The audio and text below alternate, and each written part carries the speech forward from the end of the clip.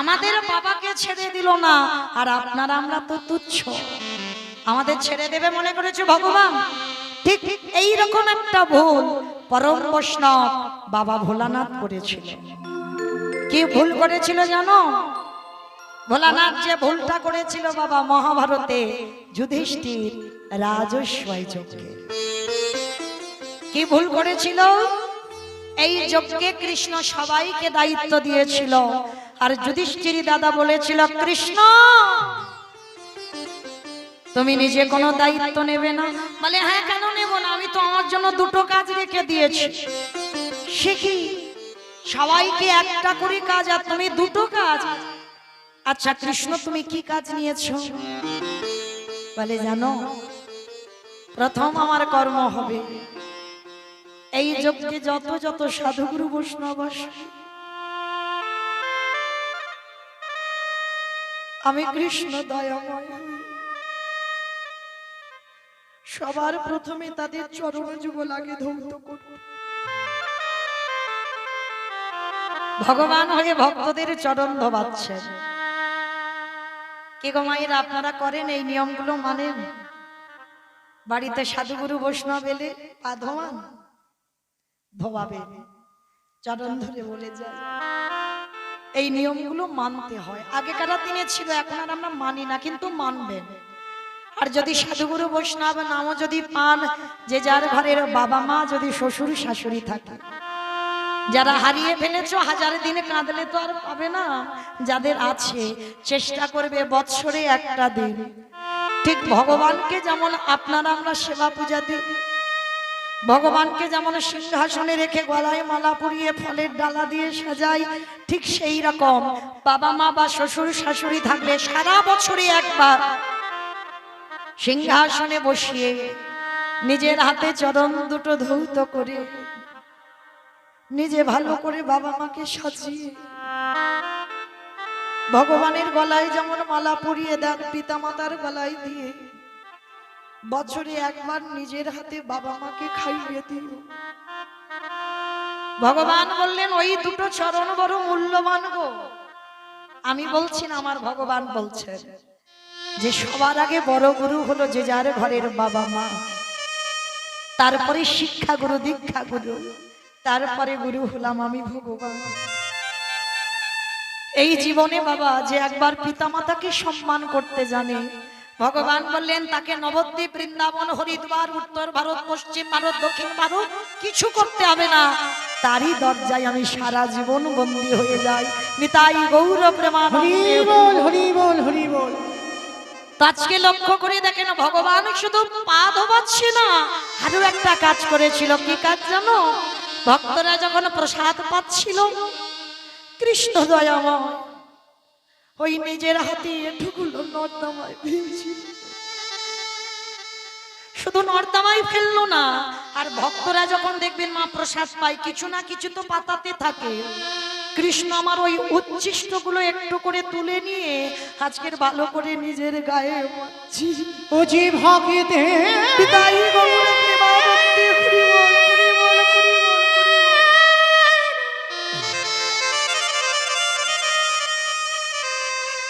ও যে ভক্তে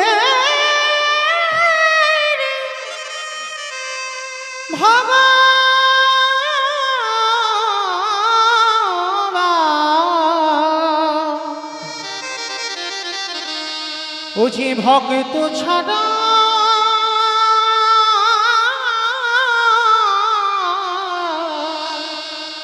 রহিতে তাই তো যুগে যুগে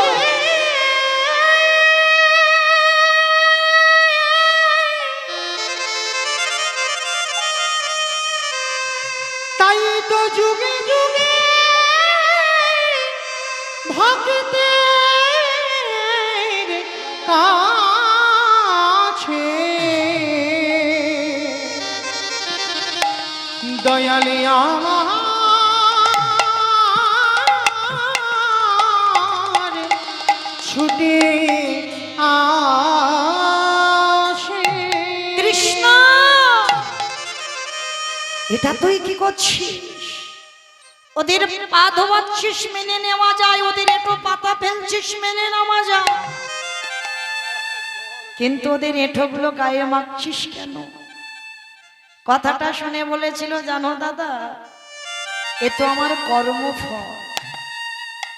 সে কি কৃষ্ণ, তুই আবার পাপ করিস? করি না কৃষ্ণ রে। করে বলে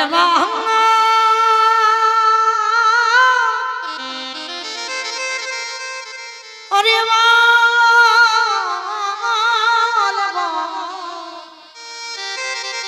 কি এমন পাপ করেছিস? বলে আমি নিজের হাতে গিয়ে এক ভক্তকে আমি হত্যা করে বসে আছি। দাদা গো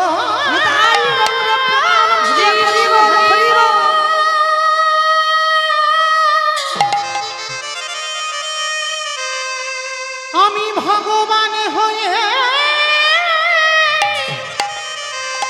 এক ভক্তকে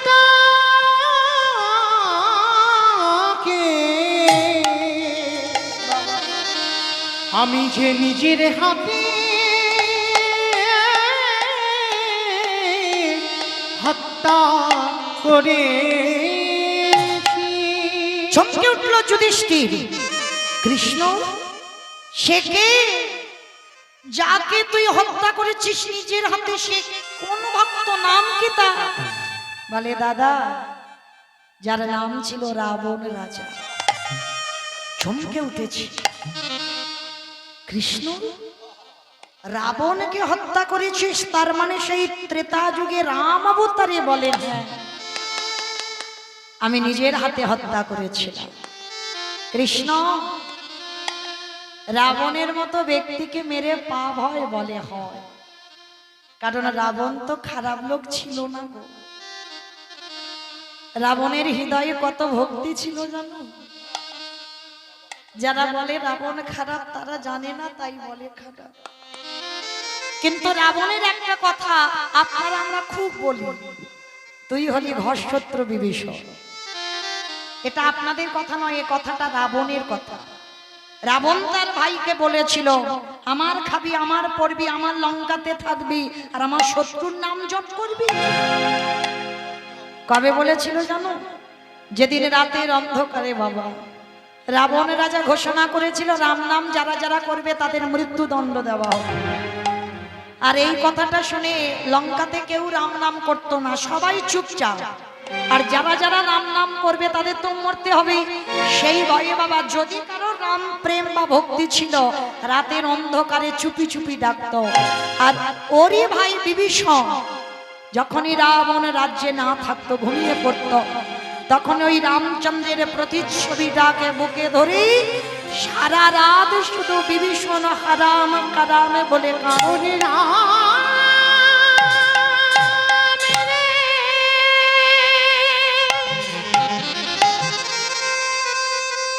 একেবারে দেখা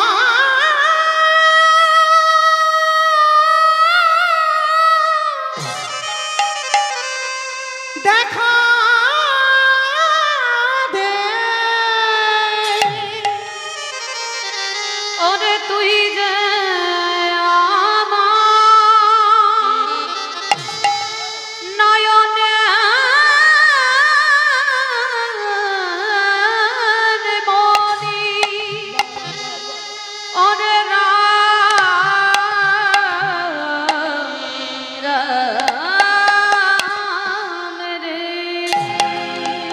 যেই না রাবণের কানে সংবাদ গেল তারই ভাই রাম নাম বলে কাঁদছে, ছুটি এলো বিভীষণের ঘরে।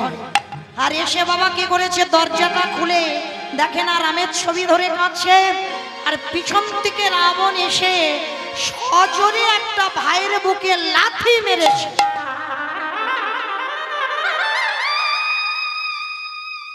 সজোরে লাথি দিয়েছে। এই জায়গাটা বাবা একটু শুনবেন মন দিয়ে সবাই। আপনারা কারোর দাদা হয়েছে, কারোর ভাই, কারোর দিদি বা কারোর বোন তো হয়েছে। আচ্ছা বলেন তো বাবা, যদি বড় ভাই তুমি ছোট, তুমি কোনো অন্যায় করনি, যদি বড় দাদা এসে আচমকা সজোরে বুকে যদি লাথি মারে, বাবা আপনি ভাই হয়ে ছেড়ে দেবেন কি? মা আপনারা ছেড়ে দেবেন? যদি বড় হয়ে ছোটর বুকে কেউ লাথি মারে, কেউ ছেড়ে দেবে না? কারণ এটা কলিযুগ। ভাইয়ে ভাইয়ে লাঠালাঠি হয়, ভাইয়ে ভাইয়ে খুনোখুনি হয়, ভাই বোনের সম্পত্তি নিয়ে মামলা পর্যন্ত চলে, এমনকি পাঁচিল তুলে দেওয়া হয়, এক ভাই আর এক ভাইয়ের মুখ দেখতে চায় না। যদি বড় ভাই মরে যায় বা ছোট ভাইও মরে যায়, আর এক ভাইয়ের কোনো কষ্টই হয় না। কিন্তু এগুলো আপনাদের সঙ্গে হয়, এগুলো আমাদের সঙ্গে হয়। রাবণ বিভীষণের এমন ভাই ছিল না। সজোরে লাথি মারলো, ভাইয়ের বুকে পড়ে গেল ধুলা। চরণ ধরে একটা কথা বলে যাই বাবা, যদি কেউ আমার কথা মনে রাখে, জীবনে কোনোদিন ভগবান বিধান দেয়নি, হয়তো তুমি ছোট, তুমি অন্যায় করনি, বড় হয়তো তোমাকে মেরেছে, চড়চাপড় দিয়েছে, কিন্তু তুমি ছোট হয়ে বড়র গায়ে কোনোদিন হাত তুলতে পারো না, এ বিধান নেই। কেন? মনে রাখতে হবে, বড় দাদা মানে পিতার সমান, আর বড় দিদি মানে মায়ের সমান। এই জগতে ছোট হয়ে যদি বড়র গায়ে হাত তোলো, ভগবান বললেন সেই পাপীকে আমি জীবনে ক্ষমা করি না। তাই ভুল করে কোনোদিন ছোট হয়ে যেন বড়কে কষ্ট দিও না। সেই না বিভীষণ পড়ে গেছে, ধুলা থেকে উঠেছে, কেমন ভাই ভাই দেখো, আপনাদের আমাদের মতো নয়। ধুলা থেকে উঠে রাবণের দুটো চরণ ধরে বলছে, দাদা এই যে তুমি আমার বুকে লাঠিটা দিয়েছো, তোমার দুটো পায়ে ব্যথা করছি না তো? দাদা গো, তাই বাবুরা প্রেমানন্দে হরি বল, হরি বল।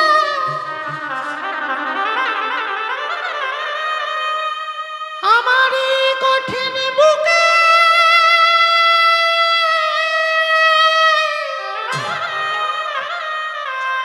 বুকে লাথি মেরে তোমারই কোমল চরণে কি আঘাত লাগে দাদা গো, একেবারে বলো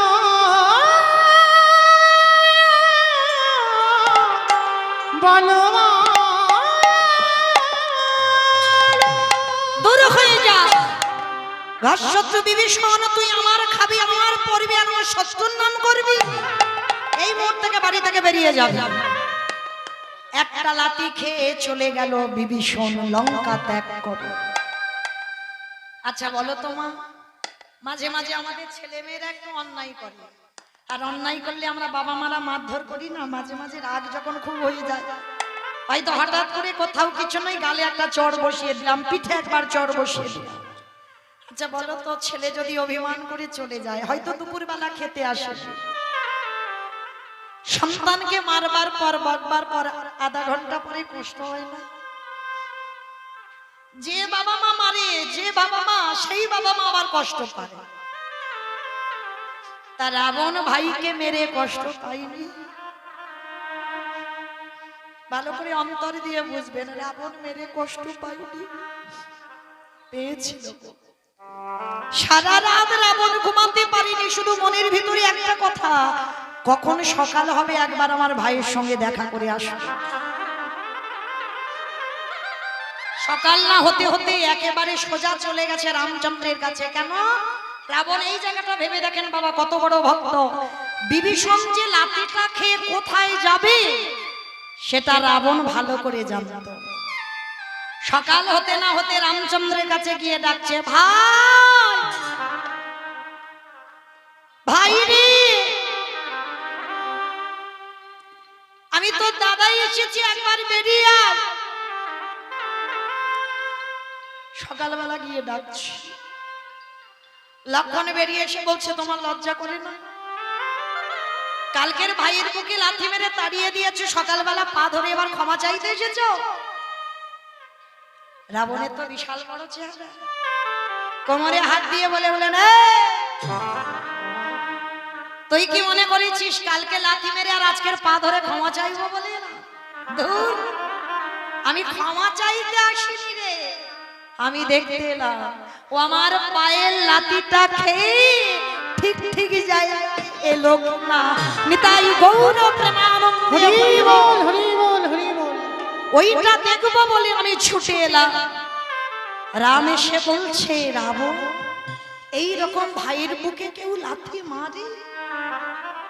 কথাটা শুনে রাবণ বলে উঠলেন, রাম, জগতে সবাই শুধু আমার লাথিটা দেখলো, কিন্তু রাম রে,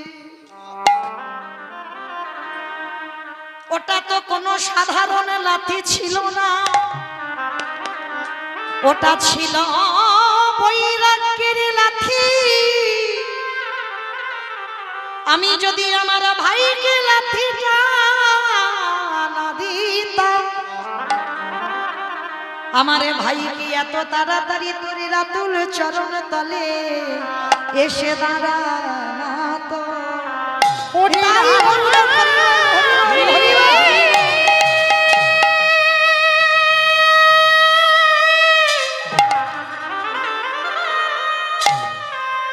আমি আমার ভাইয়ের বুকে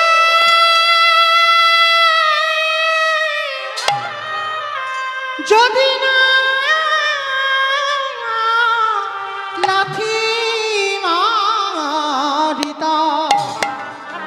তবে কি এত তাড়াতাড়ি আমার ভাই তোর চরণে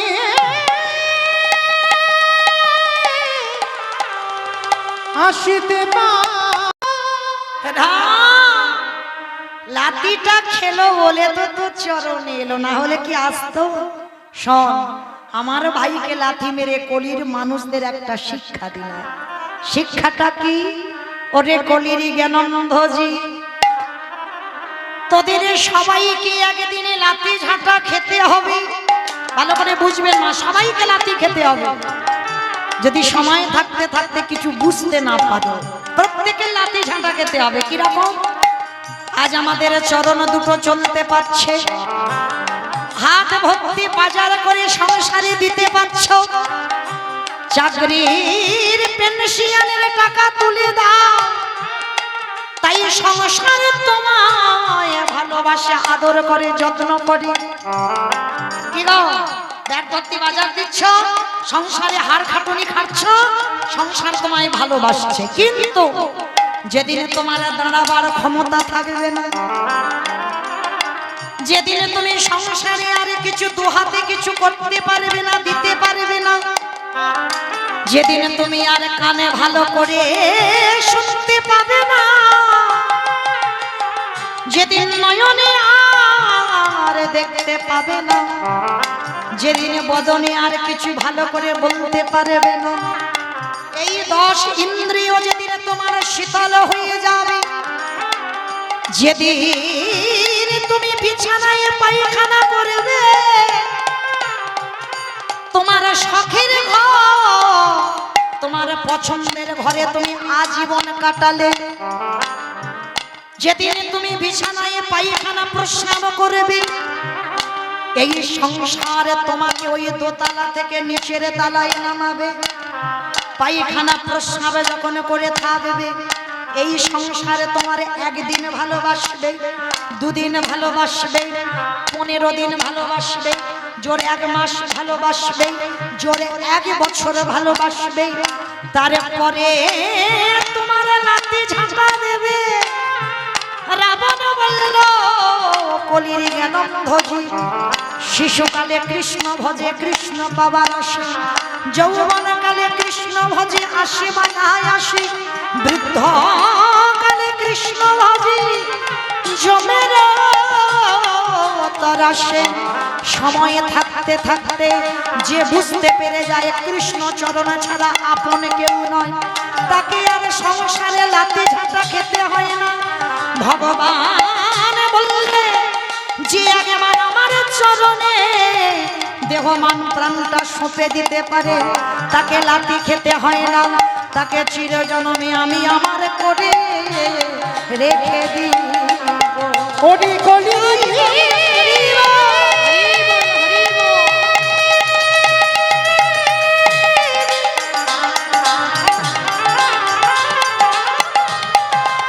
তোদের হাতে ধরে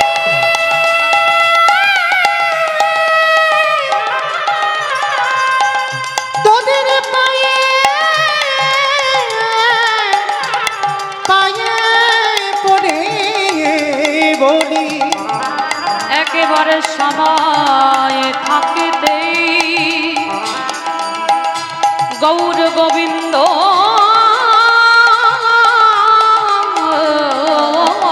বলে তোরা দেখে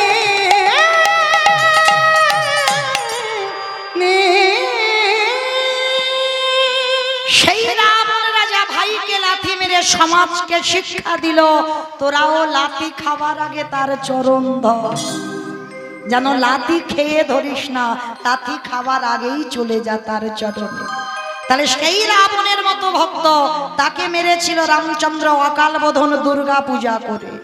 আর যখনই রাবণকে মারল, রামচন্দ্রের সর্বদেহটা পাপী হলো। সেই পাপটা ধুচ্ছে কবে? ফিরে আসেন যেখান থেকে গিয়েছিলাম, যুধিষ্ঠির রাজস্বয় যজ্ঞে। কি গো মায়েরা মনে পড়ছে? এখান থেকে গিয়েছিলাম তো। ফিরে আসেন আবার রাজস্বয় যজ্ঞে।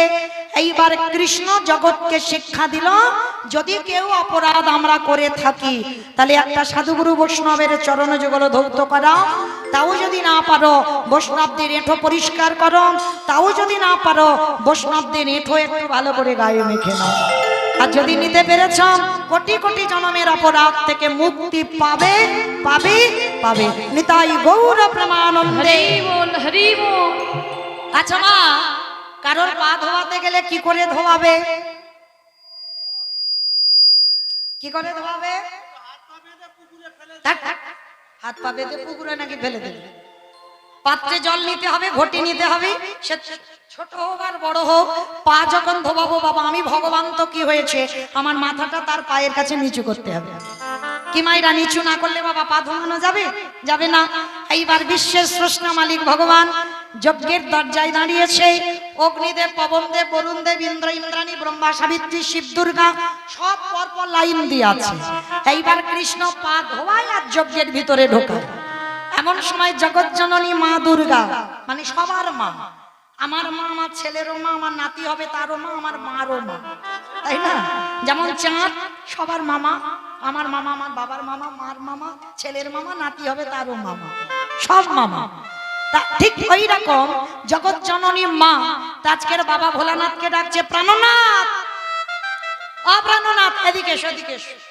চলো কৃষ্ণ পা ধোবাবে, পা দুটো ভালো করে ধুইয়ে নিন।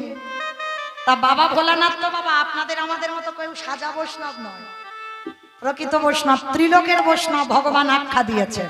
বাবা ভোলানাথ পরম বৈষ্ণব। তা সেই বৈষ্ণব ঠাকুর বলছে, পার্বতী তোমার কি মাথার গন্ডগোল? কৃষ্ণ পা ধোয়াবে আর আমার পা দুটো বাড়িয়ে দেবো? শোনো, তোমার যদি ধোয়াবার ইচ্ছা হয় তো তুমি লাইনে দাঁড়াও, কিন্তু আমার পা আমার কৃষ্ণ ধোয়াতে পারবে না। এই কথা বলে বাবা ভোলানাথ লাইন থেকে বেলাইনে চলে গেছে। আর আড়ালে গিয়ে কৃষ্ণ কি করেছে জানো? হেড হয়ে পা ধোয়াচ্ছে, আর বাবা ভোলানাথ দুম করে একটা কুকুর হয়ে গেছে। আর যেই না কুকুরটা হওয়া, এইবার মনে মনে করছে কৃষ্ণের চোখে ধুলো দিয়ে পায়ের তলা থেকে গলে যাবে। কিন্তু মায়েরা, মানুষ মানুষকে ঠকাতে পারে, মানুষ মানুষের সঙ্গে চালাকি করতে পারে, কিন্তু ওই যে ছেলেটা বাঁকা করে, বাঁকা হাতে কালো শশী, ওর সঙ্গে চালাকি হয়? অত সোজা নয়।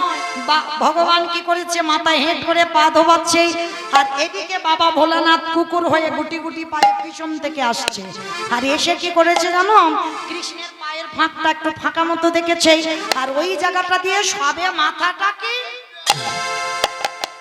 আর যেই না মাথাটা দেওয়া, কৃষ্ণ আমার হাঁটু দুটো নিয়ে কুকুরের কানের কাছে চেপে। এইবার আর দেখ কেমন লাগে। আর যেই না কানের কাছে চেপে ধরেছে, কুকুর কি করবে? কেন কেউ করবে না, বারবার বলছে কৃষ্ণ ছেড়ে দে, কৃষ্ণ ছেড়ে দে, কৃষ্ণ ছেড়ে দে। বলে ছাড়বো বলে ধরি নাই। হে বৈষ্ণব গোসাই, ও হে বৈষ্ণব গোসাই, যারে আগে মার ছেড়ে দি, যারে একেবারে ছেড়ে দি, তারি এ জীবনে কোনোদিনই আমি আর ধরি না। নানা কোনোদিন আর ধরি না। আরে ভগবান বললেন যারে একেবারে আমি এই হৃদয়ে জায়গা দিয়ে দিই, ওগো এ জীবনে কোনোদিন তারে ছাড়ি না গো, আমি তাই রৌর করিব।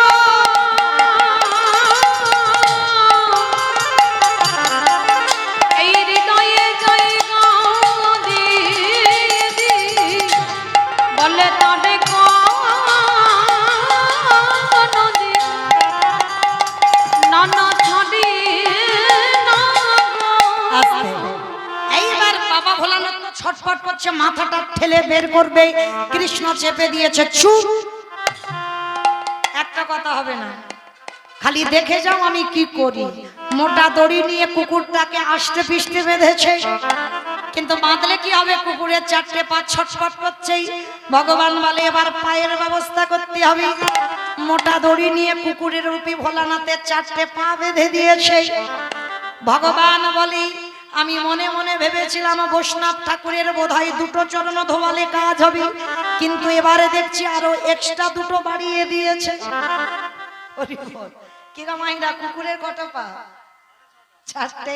তা ভগবান ভেবেছিল ভোলানাথের দুটো পা ধোয়ালে আমার কাজ হয়ে যাবে, কিন্তু এ তো দেখছি আমার জন্য আরো এক্সট্রা দুটো জুড়ে চারটে করে দিয়েছে, আরো দুটো জোগাড় করে দিয়েছে।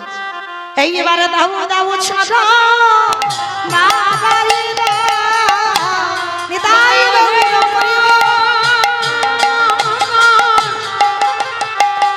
ওগো বৈষ্ণব গোসাই, দাও দাও চরণ বাড়ায়ে দাও। আস্তে। এইবার কুকুর রূপী ভোলানাথ বলছে কৃষ্ণ আমি অন্যায় করেছি, কান বলছি নাক বলছি, জীবনে আর ভুল করবো না, আমায় ছেড়ে দে। চুপ, দেখো খালি কি করে যায়। এইবারে কুকুরের চারটি চরণে যখন বেঁধে দিয়েছে, শুধু ধুলায় গড়াগড়ি যায় আর নয়নে জলে কাঁদে।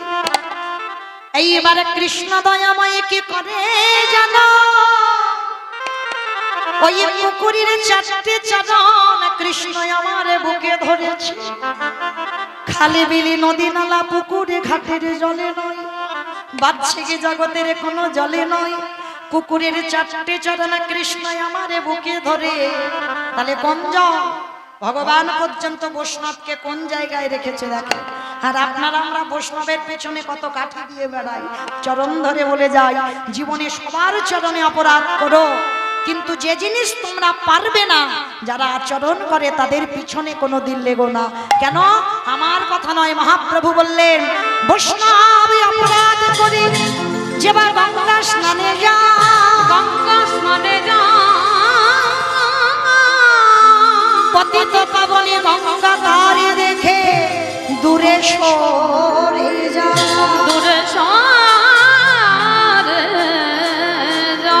বৈষ্ণব দেখে যে বানানো মাহে মুন্ড, নানা গায়ে মুন্ড, তাহার মুন্ডু পরে যায় নরকে কুণ্ড, নরকে মুন্ড। এইবার ভগবান কুকুরের চারটি চরণ ধরে বাচ্চিকি জগতের কোনো জলে নয়, তাহলে কোন জল? কৃষ্ণ আমার চোখের জলে চরণ ধোয়াইছে, ওই তাই রঙ করিব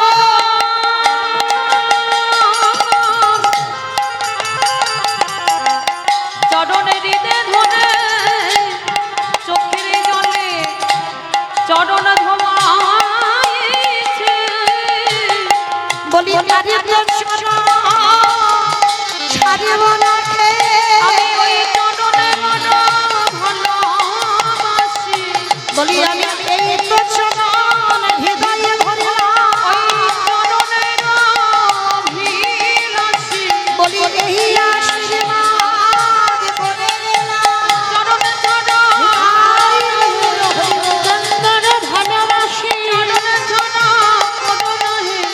বলে আর তো চরণ ছাড়ব নাহি। আমার ভগবান ভক্তকে কত ভালোবাসে দেখেছেন? যারা গীতা পাঠ করেন গীতার প্রথম ছবিটা দেখেছেন? এই জায়গাটা একটু লক্ষ্য করবেন, গীতা পাঠ করলে হবে না, ছবিটা একবার দেখো, দেখবেন বাবা আজকের বিশ্বের স্রষ্টা মালিক ভগবান রথের সামনে দাঁড়িয়েছে ঘোড়ার লাগাম ধরে, আর পিছনে যে ছেলেটা রথে বসে আছে ভগবান নিজের মাথাতে দেখবে ছাতা নাই, ছবিতে দেখবেন, কিন্তু পিছনে যে বসে আছে না তার মাথাতে ছাতা আছে। সে ছেলেটাকে যেমন তেমন ছেলে নয়, চন্দ্রবংশের ছেলে ছিল। বিষ্ণু থেকে ব্রহ্মা, ব্রহ্মার পুত্র উগ্রীব, উগ্রীবের পুত্র সোম, সোমের পুত্র বুধ, বুধের পুত্র পুরুরবা, পুরুরবার পুত্র আয়ুষ, আয়ুষের পুত্র নহুষ, নহুষের পুত্র যজাতি, যজাতির পুত্র যদু, যদুর পুত্র কুরু, কুরুর পুত্র জন্মেঞ্জয়, জন্মেঞ্জয়ের পুত্র গতিস্বান, গতিস্বানের পুত্র মনুষ্য, মনুষ্যের পুত্র চারুপল, চারুপলের পুত্র রুদ্রাসন, হৃদয়সনের পুত্র রুদ্রাসু, রুদ্রাসুর পুত্র রক্তিনাথ, রক্তিনাথের পুত্র ব্যাভীর, ব্যাভীর পুত্র দুষ্মন্ত, দুষ্মন্তর পুত্র ভরত, ভরতের পুত্র ইক্ষু, ইক্ষুর পুত্র সংবরণ, সংবরণের পুত্র সুধনু, সুধনুর পুত্র সহদ্র, সহদ্রর পুত্র যবন, যবনের পুত্র কৃতি, কৃতির পুত্র উপরিজবসু, উপরিজবসুর পুত্র জরাসন্ধ, জরাসন্ধর পুত্র সহদেব, সহদেবের পুত্র সমাচি, সমাচির পুত্র কুশু, কুশুর পুত্র জম্ভু, জম্ভুর পুত্র সুরাত, সুরাতের পুত্র বিহরাত, বিহরাতের পুত্র আজুকানম, আজুকানোর পুত্র অগ্রধর, অগ্রধরের পুত্র দেবঋষি, দেবঋষির পুত্র ঋক, ঋকের পুত্র বিদি, বিদিকের পুত্র পতিত, পতিতের পুত্র শান্তনু, শান্তনুর পুত্র বিচিত্রবীর্য, বিচিত্রবীর্যর পুত্র পাণ্ডু, পাণ্ডুর পুত্র আজকে যিনি পিছনে বসেছিল যার নাম হলো তৃতীয় পাণ্ডব অর্জুন। এত বড় বংশের ছেলে, ভগবান ভাবলো যত কষ্ট যত আঘাত আমি আগে ধারণ করব, কিন্তু আমার ভক্ত যেন ভালো থাকে। তাহলে আজকের ঠিক সেই রকম বৈষ্ণব ঠাকুরের চরণ ধুলা নিল। সেই দিন আমার কুকুর রূপী ভোলানাথ প্রতিজ্ঞা করলো, ওরে কৃষ্ণ রে, আহাগত কলিযুগে আমি আর শিব হব না, শিব হব না। মায়েরা আমি কি প্রশ্নটা করেছিলাম? সত্যতে শিব হলো, ত্রেতাতে শিব হলো, দাপরে শিব হলো, কিন্তু কলিতে শিব নয়। কলিতে হলো অদ্বৈত আচার্য গোসাই। কেন?